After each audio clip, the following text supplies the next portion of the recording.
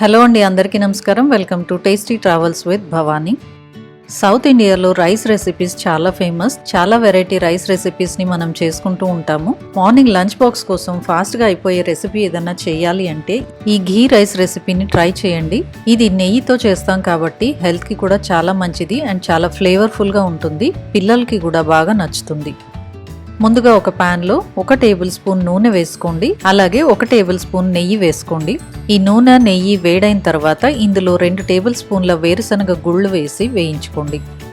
వేరుశనగ గుళ్ళు పూర్తిగా వేగకూడదు. సగం వేగిన తర్వాత ఇందులో 1 టేబుల్ స్పూన్ పచ్చిశనగపప్పు వేసుకోండి. అలాగే 7-8 లవంగాలు వేసి వేయించండి. ఈ రెసిపీలో ఫ్లేవర్ అంతా లవంగంతోటే వస్తుంది, దాన్ని స్కిప్ చేయకండి. 1 నిమిషం వీటిని వేయించుకున్న తర్వాత ఇందులో 1 టేబుల్ స్పూన్ ఆవాలు వేసుకోండి. 1 టేబుల్ స్పూన్ జీలకర్ర వేసుకోండి.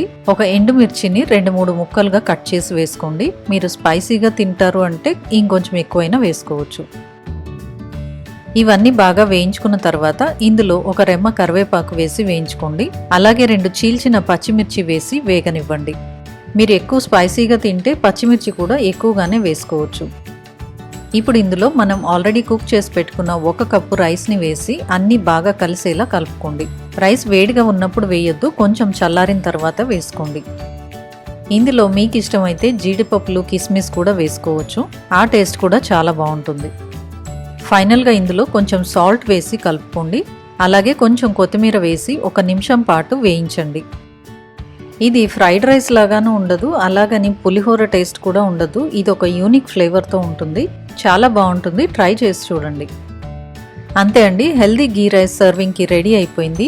దీన్ని వేడివేడిగా అయినా సర్వ్ చేసుకోండి, లేదా చల్లారిన తర్వాత అయినా టేస్టీగానే ఉంటుంది.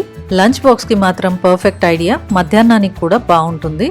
అలాగే ఆకలిగా ఉండి ఫాస్ట్గా ఏదైనా చేసుకోవాలి అన్నప్పుడు, లేదా ఇంట్లో కూరగాయలు లేనప్పుడు ఈ రెసిపీని ట్రై చేయొచ్చు. టేస్టీగాను ఉంటుంది అండ్ హెల్దీగా కూడా ఉంటుంది. ఈ రెసిపీ మీకు నచ్చినట్లయితే ఒక లైక్ చేయండి. నా ఛానల్ని సబ్స్క్రైబ్ చేసుకోండి. నేను వీడియో అప్లోడ్ చేయగానే మీకు నోటిఫికేషన్ వస్తుంది. నా వీడియో మిస్ అవ్వకుండా చూడొచ్చు. Thanks for watching.